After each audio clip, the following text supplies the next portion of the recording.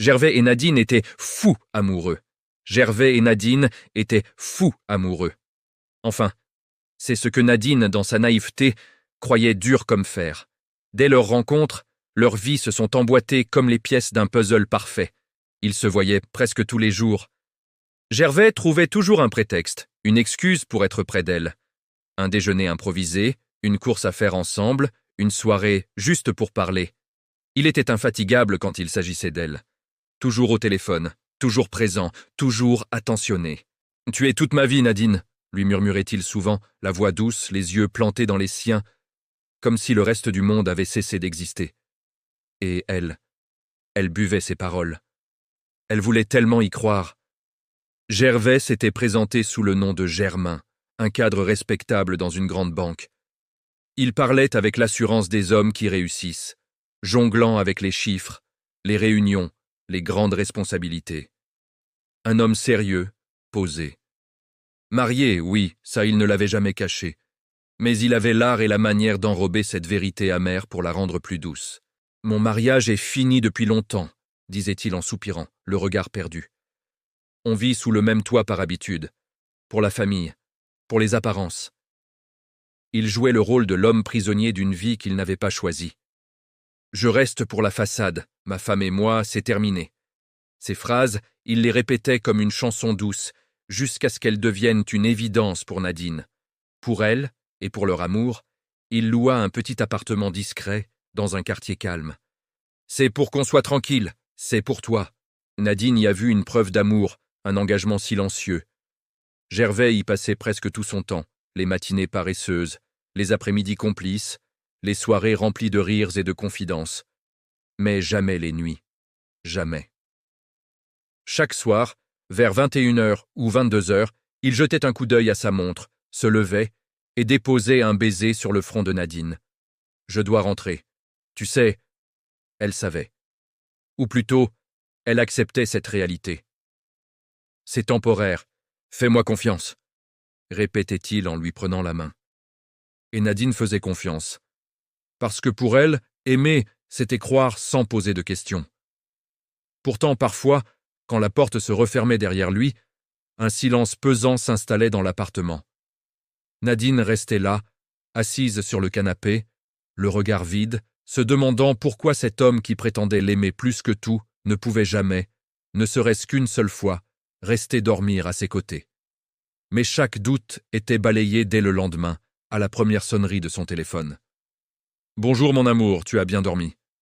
Et son cœur, instantanément, se calmait. Elle ne savait pas encore que derrière cette façade de douceur se cachait un plan machiavélique. Un mensonge construit avec une patience effroyable.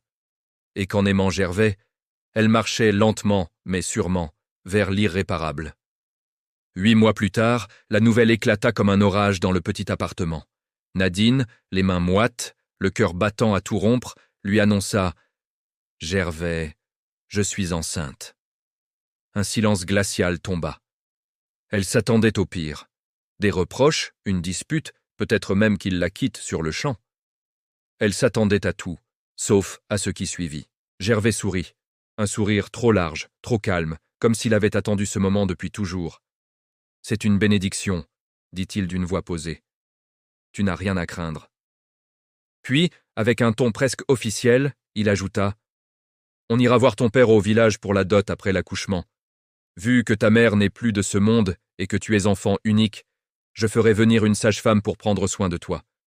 Je vais m'assurer que tout se passe parfaitement bien. » Ces paroles auraient dû rassurer Nadine, et sur le moment elles l'ont fait.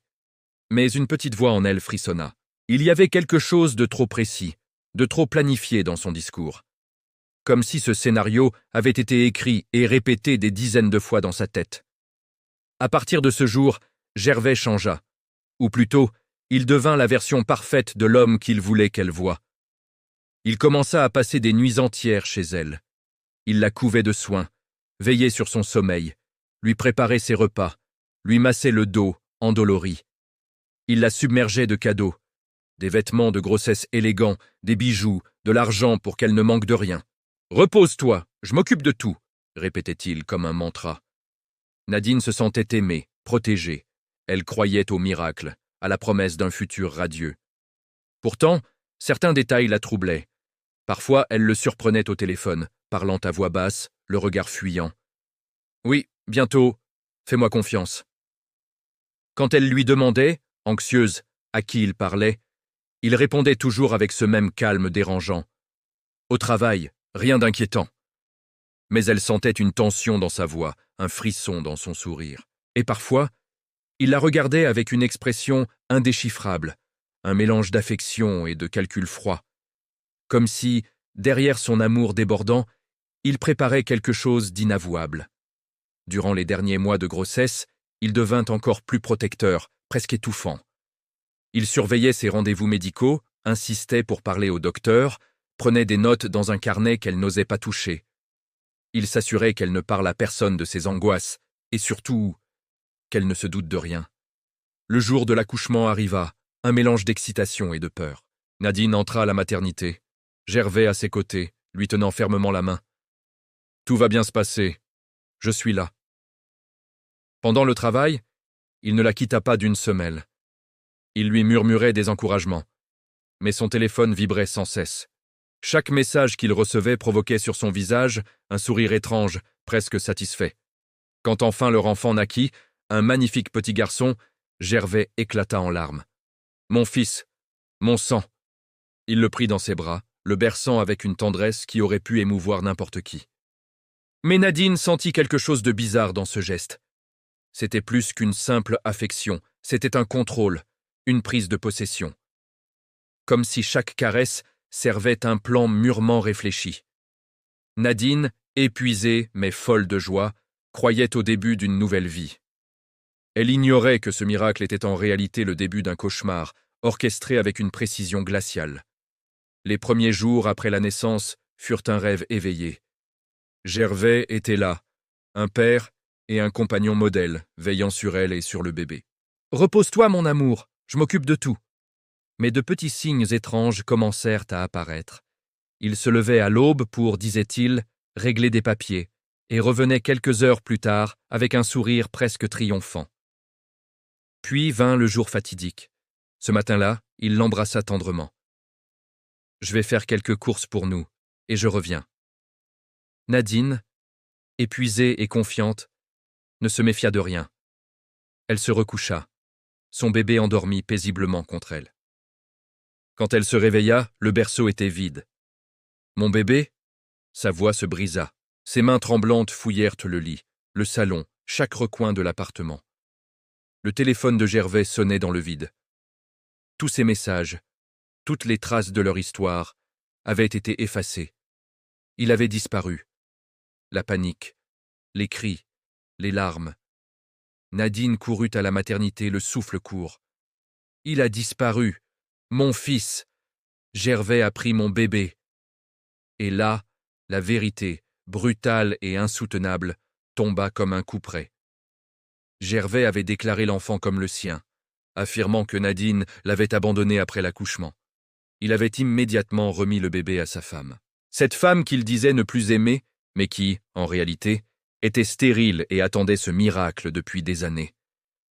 Le plan était aussi simple que cruel.